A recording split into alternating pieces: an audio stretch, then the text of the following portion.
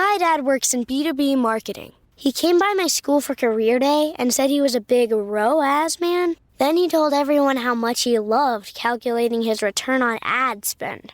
My friends still laugh at me to this day. Not everyone gets B2B, but with LinkedIn, you'll be able to reach people who do. Get a $100 credit on your next ad campaign. Go to linkedin.com/results to claim your credit. That's linkedin.com/results. Terms and conditions apply. LinkedIn, the place to be, to be.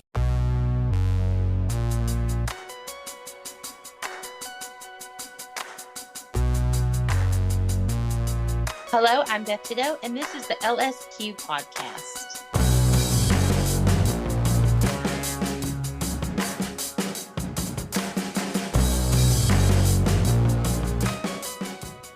Wait a minute, bouffants of feminism.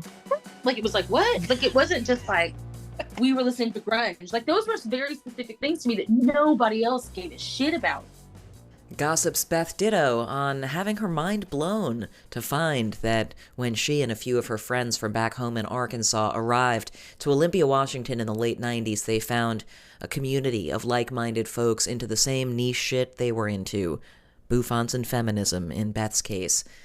And Beth is my guest in episode 104. It was so awesome to get to meet her for the first time over Zoom for this conversation. The occasion for this is the amazing new album by Gossip. Their first new album in a dozen years, Real Power, is out now. I'm Jenny LSQ. Thanks for pressing play on the LSQ podcast. Hello. Hello from the closet. Oh my gosh, look at you. I'm in the closet. Literally. That's a bag tag? That's a laundry tag in a hotel closet. Laundry tag. Do you have anything you need washed?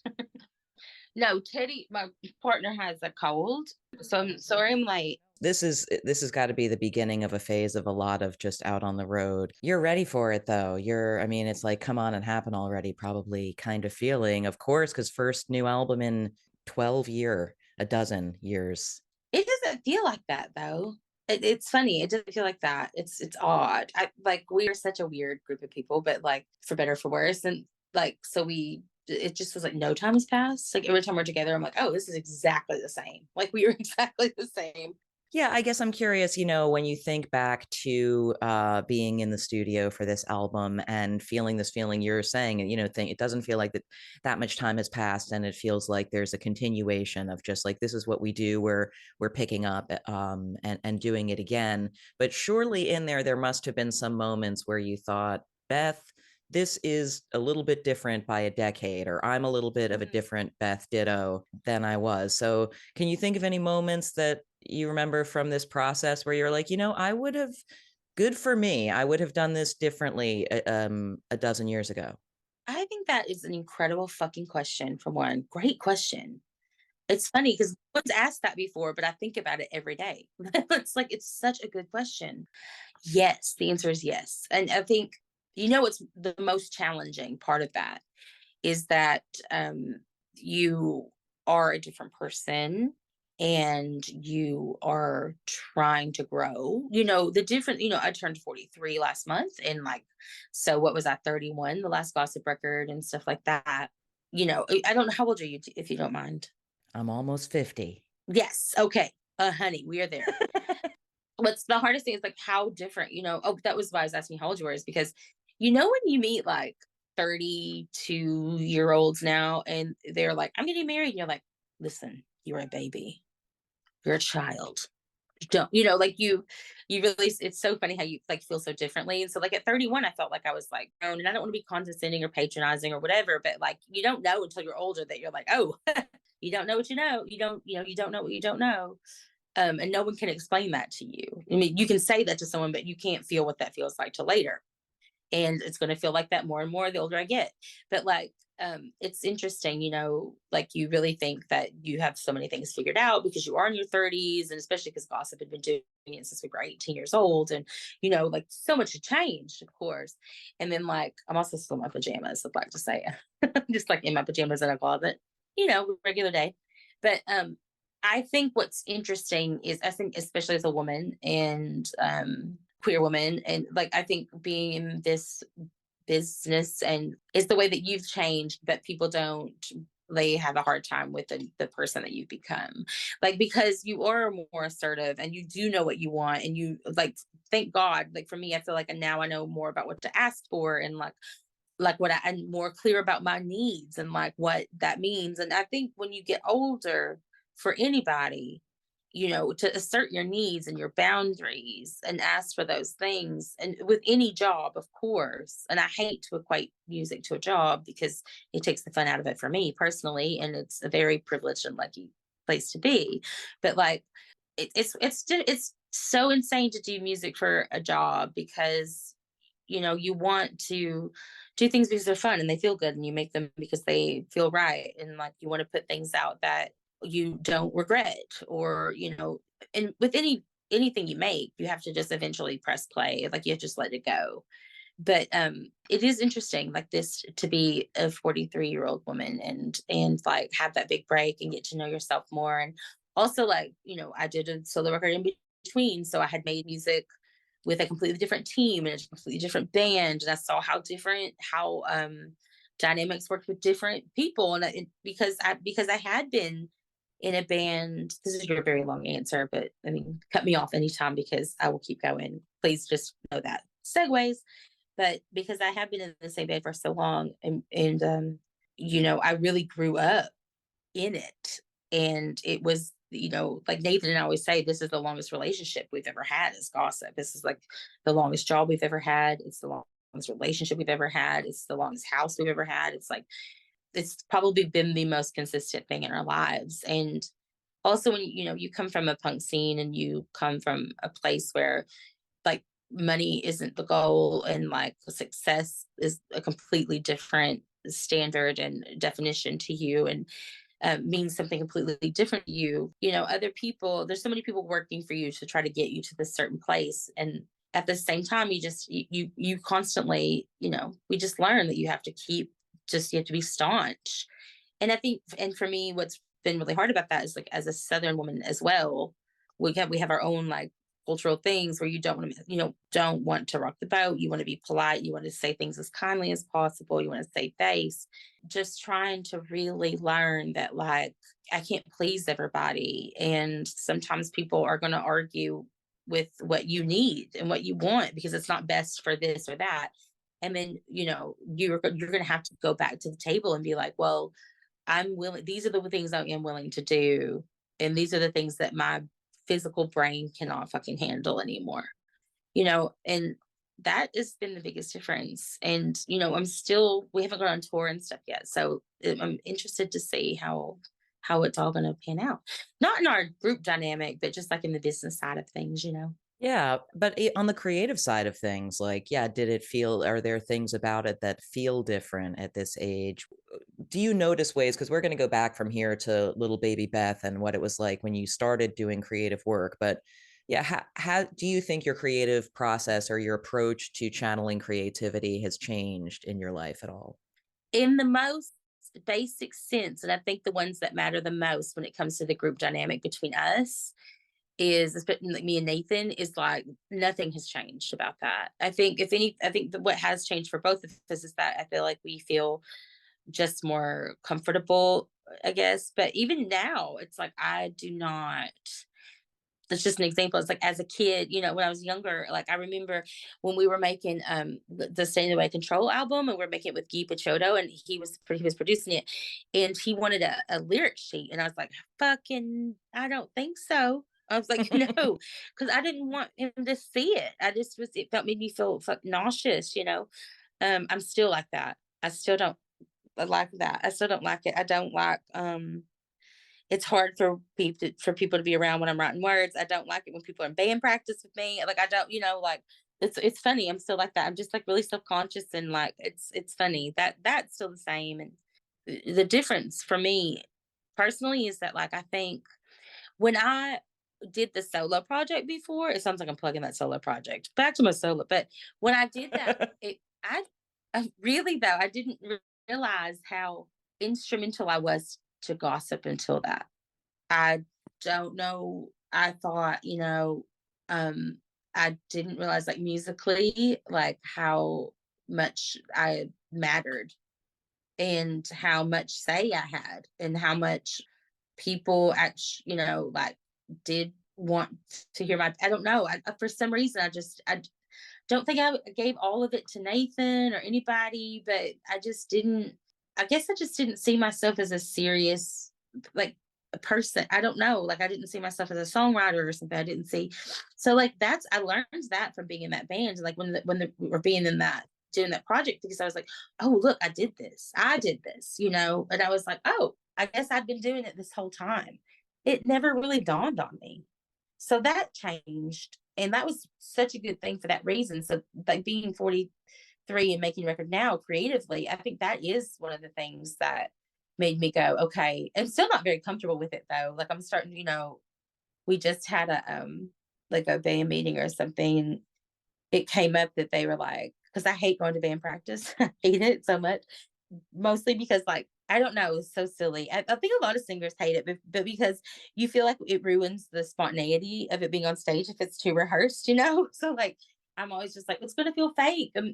Other people, like my bandmates, will be like, but it's not. But I'm like, but you don't understand in my soul that it does feel that way. Like, yeah, but just in the meeting, they were just like, we need you to tell us what to do, and I was just like, but that is still new to me. I don't know. Like, that's still new. I think it's that punk thing where you're like, everybody's say is equally important, and mine is no better than yours, and yours is no better than mine. And, like, you know what I mean? And, like, yours isn't more important than mine. And, like, I'm not going to tell you what to do. You're going to tell me what to do.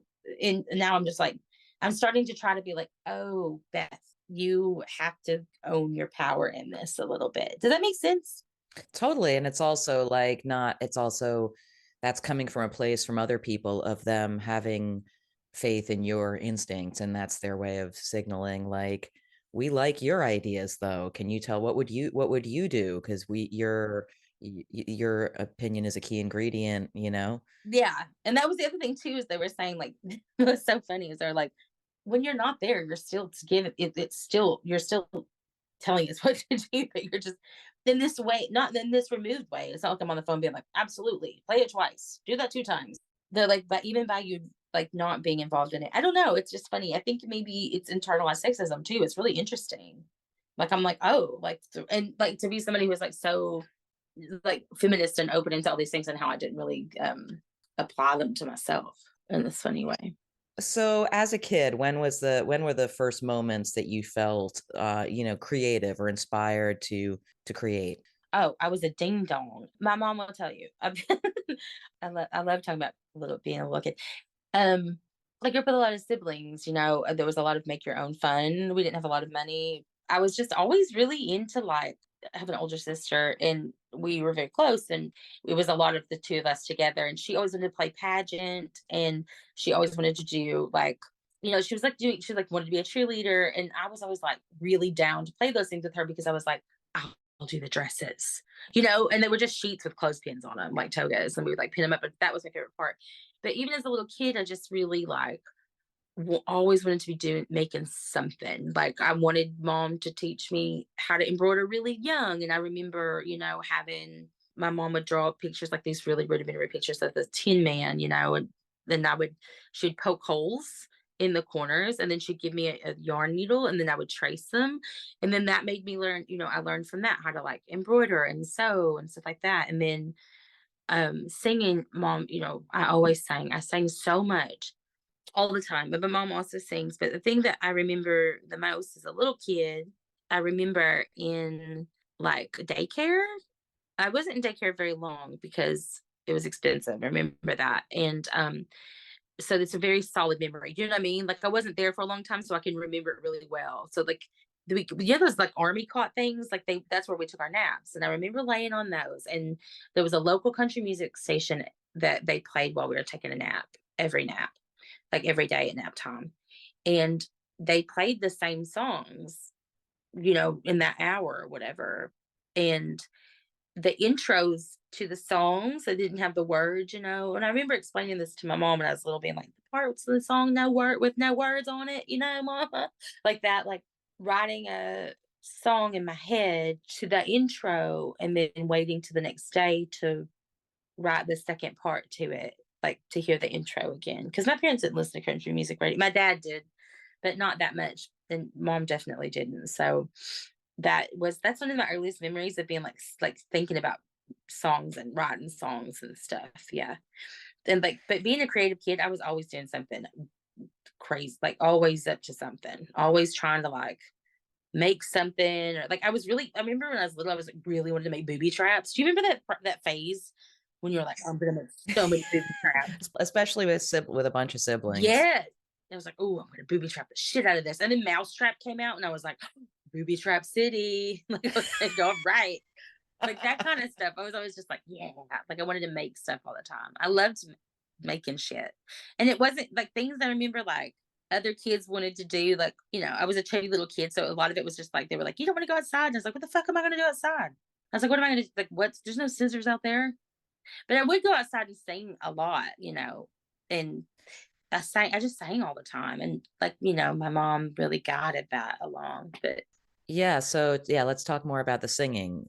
You would just sing along with the radio. What were some of the early tunes that you remember were in your repertoire? I don't remember. Like, that's my earliest memory was writing songs. Yeah. But singing along with the radio, the song that I remember, oh God, one of my favorite things I love, this is one of my favorite stories, is about being a kid that I think I love this story because it speaks to the power of pop culture and the impact that it has on people and social movements and things like that. Like, I remember when I was a kid, is that MTV wasn't, we only had it for a few years, a couple of years. And then the local cable station decided to get rid of it because it was hedonistic. And there was this Christian college that ran the city. And so what they say went, like, so we didn't have, dry county bullshit. And so we only had it for a couple of years. But in those 2 years, it was the 80s. And my mom was a really young mom.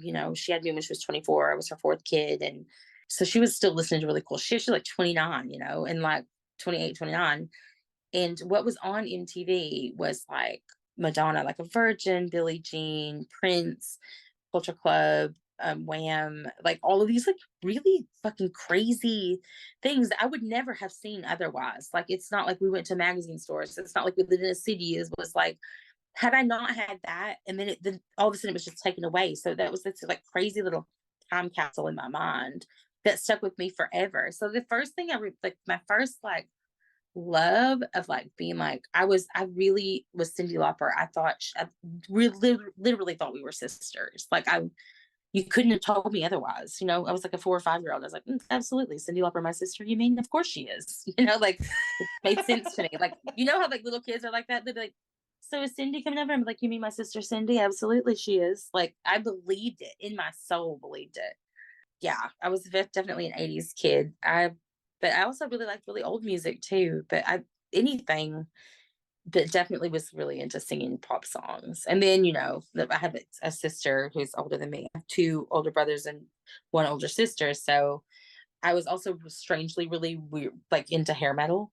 I just remember like being so moved by Cinderella, and like, I think the first single like I ever bought was 18 and Lost by Skid Row, like the single of it. And the thing is, like, I think about it now, I still have this like soft spot in my heart for hair metal. And like, I've talked with Rick about this a lot. And I think because it kind of gets laughed at a lot, but I'm always like, the voices and the falsettos were so epic. And the songwriting was really those people fucking actually played their guitars and used their voices and tried to tell stories, like 18 in Life is a crazy song, but it's still to this day, sometimes I'll listen to Cinderella, Don't Know What You Got Till It's Gone. And I'll just be like, his voice is so incredible. And like, Nathan always laughs at me and I'll be like, I'm serious. And he'll be like, I know, that's why it's funny. No, but it's true though. It's like, yeah, as someone with a powerful singing voice, like that music would maybe connect with you. And I'm wondering, did you know that you had a good voice? Did you know you were a kind of, or was it in your mother's reaction to it or whatever? Or did it just feel good? I did know because my mother would tell me and my sister did not. And her favorite thing to say was, oh, your poor sister can't carry a tune in a bucket. But my family is really musical. Like, there's whether it's talking about music, being music fans, like one of my favorite things about childhood is that my brother, when he was 14, so I was about like 6 or something, started playing drums with my with our older cousin, who would like tour and do the what's it call it, riverboat casino circuit, like Tunica, all these places in Mississippi and stuff. And that he would open for, like, my cousin and my brother would open for people like Little Richard all the time. Like they would hang out with Little Richard all the fucking time. And back then, What? yeah, and like, but when I was a kid, I was just like, okay, cool, whatever. But now I'm just like, what the fuck was that? That was so crazy.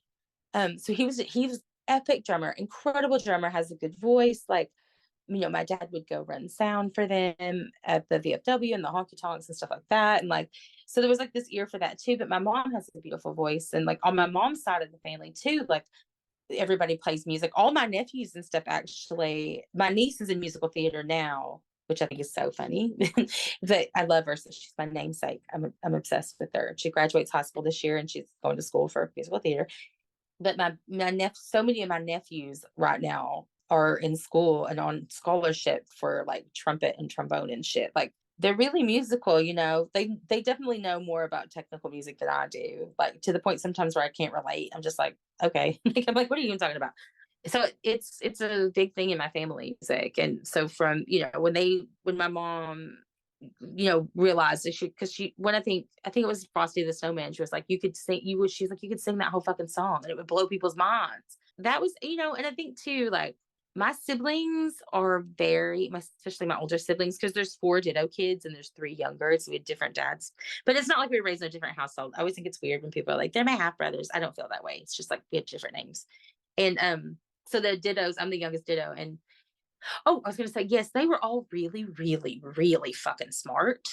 I was a baby for a long time before my younger siblings were born. So like, and I mean, when I tell you fucking smart, like math and shit, like I don't know. They love music. 2 of them can't play music or aren't interested in playing music, but like we love to talk about music and still like, but it's all pop music. But like they were so good at it. And like, I felt like they got a lot of, and I had raging ADD. Obviously, now I know that. Like I didn't know that until a couple of years ago, but like, and had a really hard time in school. So like I really struggled, and they were just fucking tooting on by. I was just like, and especially in the 80s, like you don't really understand.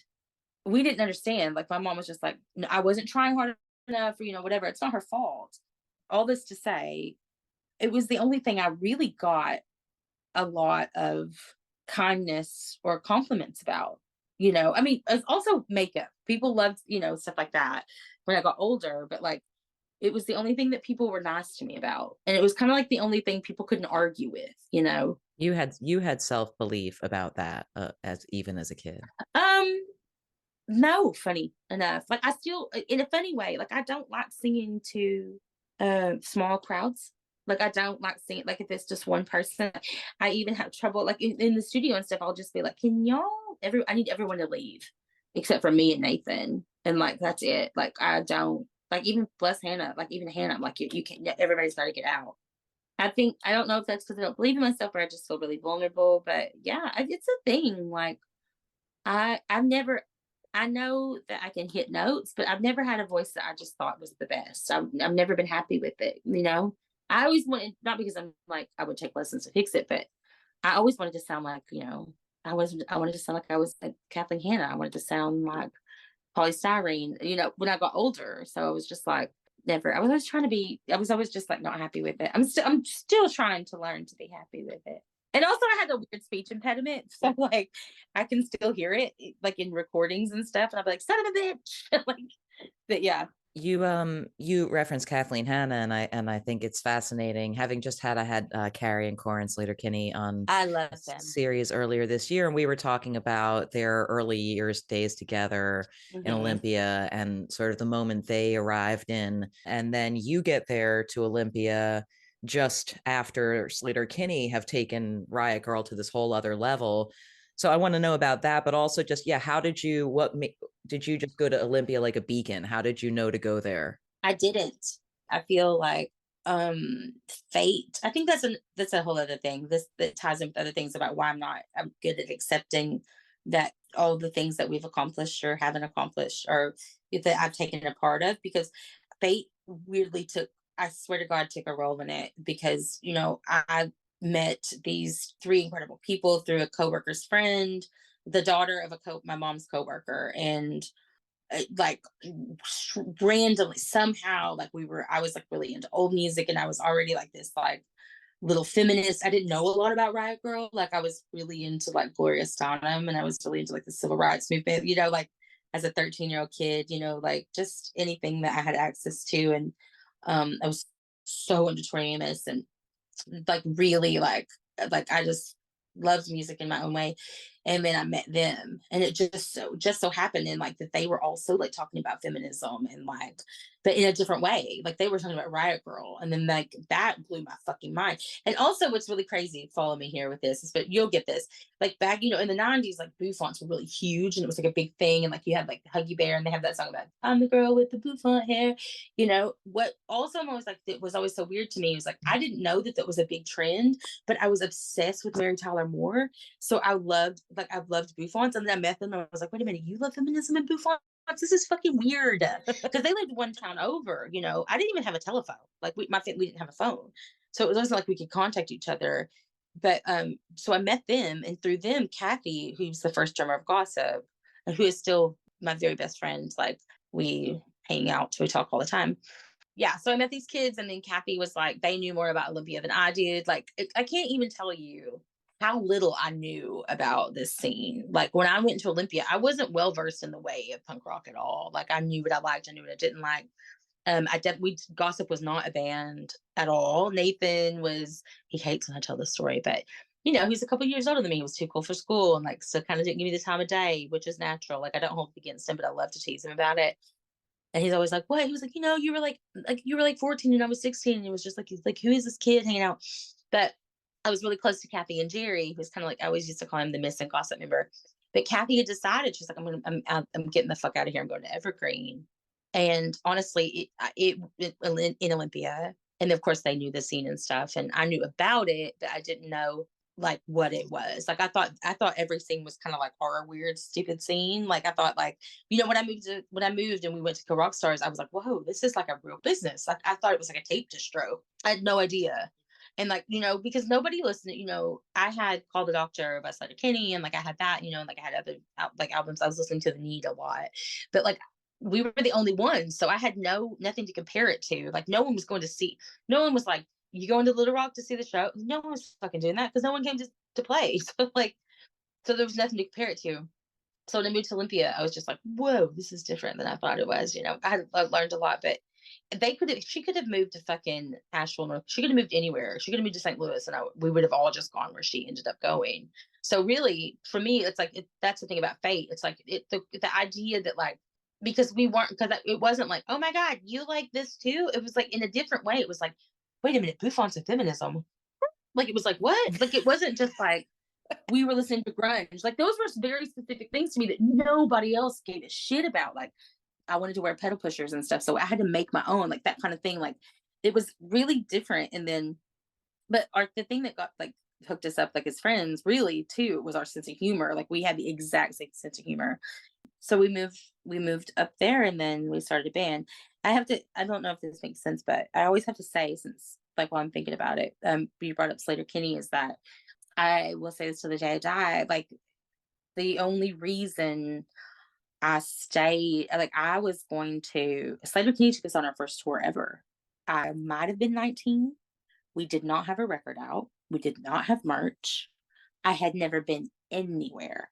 You know, they were Sleater-Kinney, they were already established. I didn't know, because we were the only people that were listening to them, you know. I did not realize what it meant for us to be on tour with them until the first show. And then I think it was at First Ave. First Ave, yeah, in Minneapolis. And walked out, and I was like, oh, this is not what I thought it was. Like I didn't know. And that was incredible. And they took us on the entire US tour. I mean, they let us sleep. We didn't know what the fuck we were doing. Like none of us did. We were dumb kids. They let us, you know, Carrie would let us sleep in her hotel room. You know, Janet would make sure that we had our directions. And I mean, we were fucking idiots, and in the best way.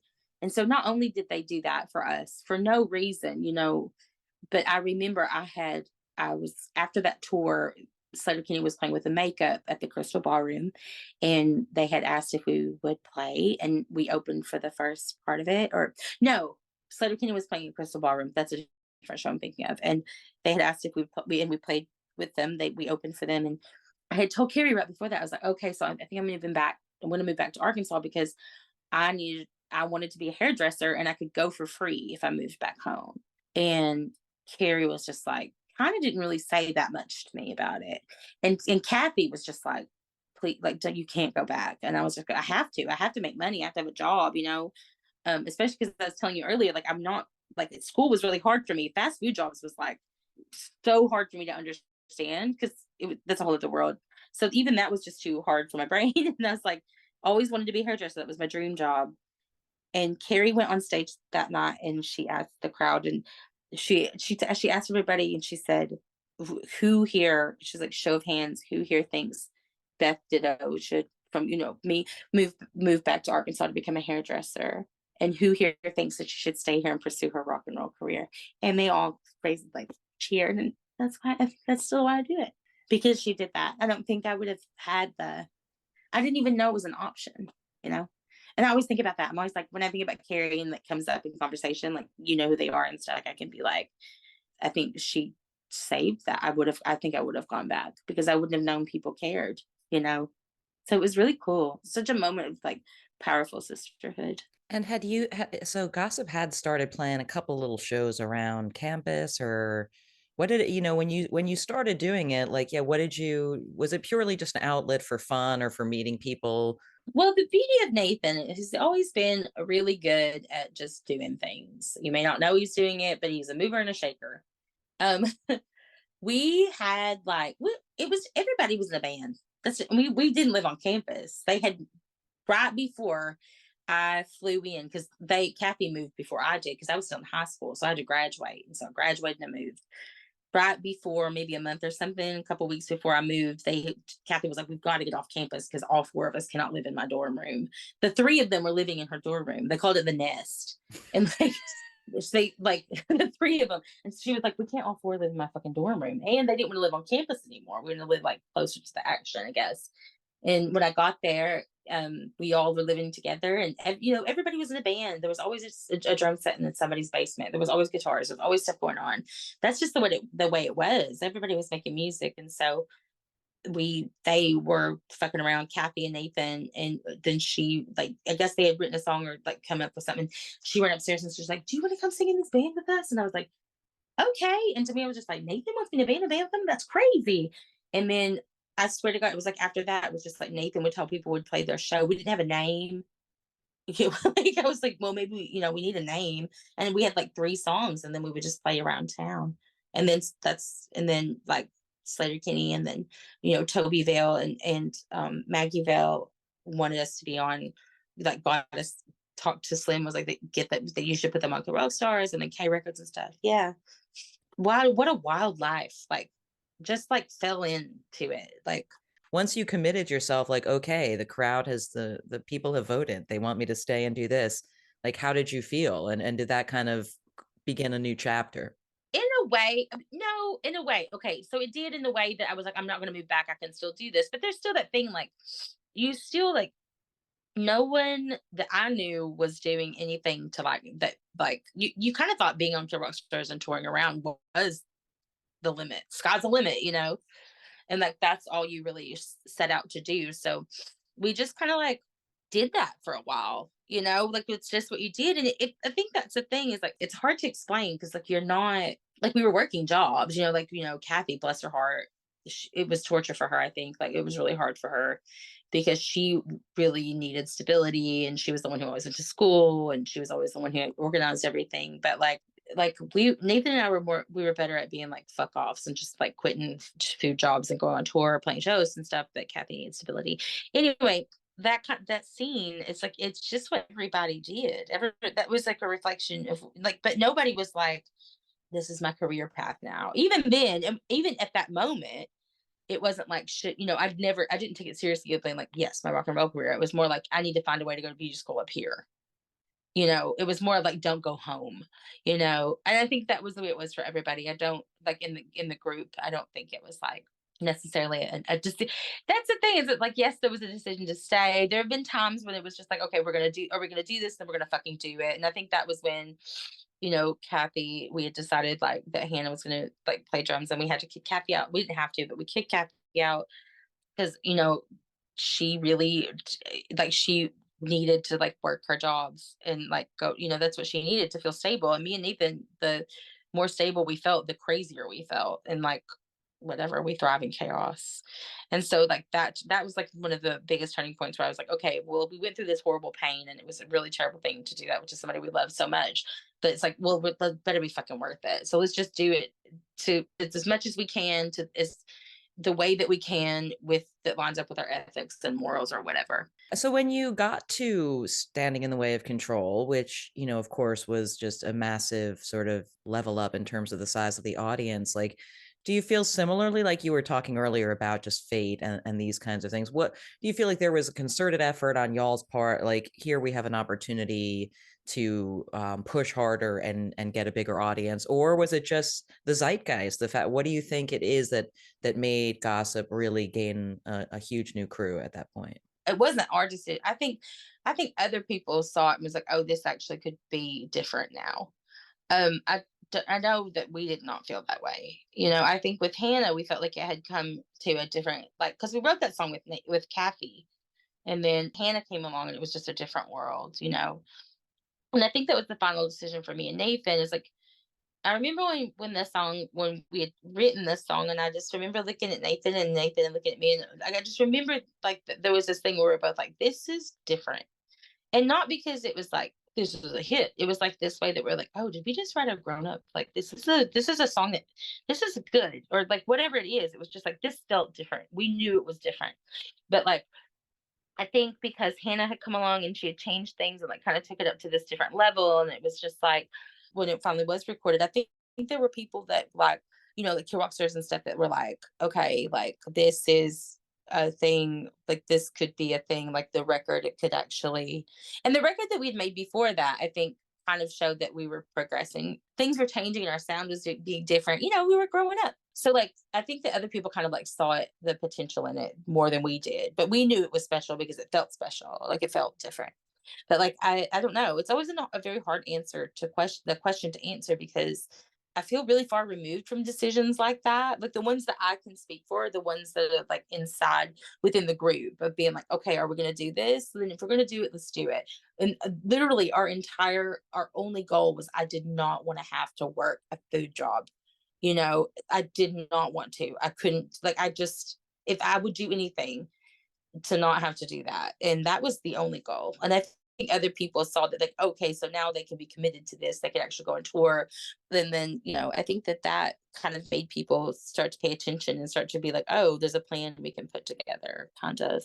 And then we went to the UK for the first time when I was 19. And then we went back and like I think that it was the right place, right time in a way. There was all these other cool bands going on, and like there was so much cool shit happening. You know, like like I said, everybody we knew was in a fucking band. I mean, you remember that everybody was in a band, and it just so happened that everybody was in kind of a cool band, and so like there was just a lot of moving and shaking. There was just like a lot going on.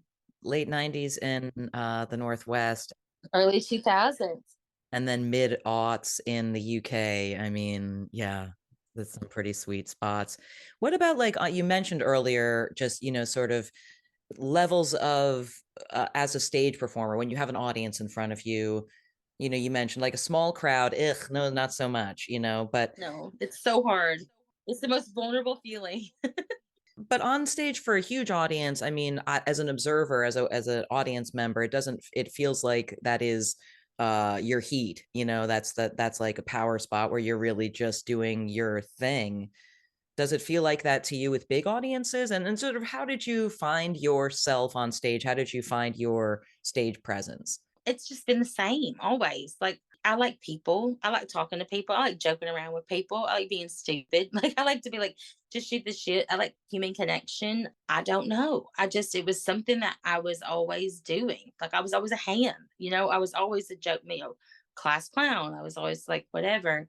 always being like walk a walk, entertaining people. It's like it's just what it is, what it was. I think I always feel like I need to say too, like I don't want to feel like there are shows that you played with like 15, 10 people. Like we played shows with like 2 people, and those are great. So they're not hard. It's when I know people.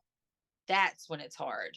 When it's like people I know that are like staring you in the eye and you're like, oh, hey, you, let me just sing this song to you. Like it feels so funny. But outside of that situation, do you love it? I do. I love it. I really love it. I think it's I do. I don't even think about it. I get nervous sometimes. I get nervous no one's gonna come to the show. That's the thing I get nervous about. And it's like I'll just be like, oh, no one's gonna come to the show. No one's coming to the show. I mean, but I think that's valid because I mean, back in especially in the old days, like you would book shows at this, you know what I mean? Like you would book a punk show, nobody would come. Like you're like, well, there was a bust in Duluth tonight. Like I don't know why. It's like it's not something I think about. The less I think about it, the more fun I have. The less rehearsed it is, the more fun I have.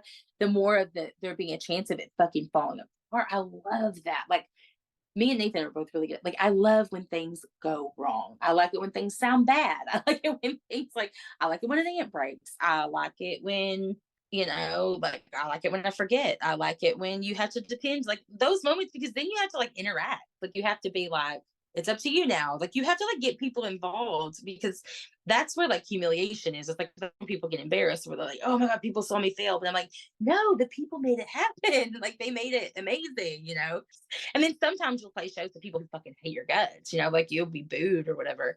And those shows always were just like, for some reason, I was like fed my soul in this insane way. Like I was just like, yes. Like it was like this. The thing is too, as I've learned about it later, is that it's an ADHD thing because it feeds your dopamine and it gives you this challenge to be like, challenge accepted. And then it makes you start to think, and then you get like creative, and then you start to think about like art, and then you start to think about all of these you like see colors, and then you start to think about all the bands that you loved, and you think about why, like what you loved about them and how different. I mean, all of that goes to your head, and you'll be like, this are the moments I live for. Like I don't know what it is, but like, I love this. I love that. I love it. Which is why it makes it hard to be like in a serious band sometimes. Cause I'm like, practice what? Ugh. Like, I'm just like, why? Oh my gosh. I'm getting the signal that we need to wrap up here. I would go on forever. Yeah. Oh my God. So many other things I would ask you given the chance. I hope we get to do something like this again. Anytime you want.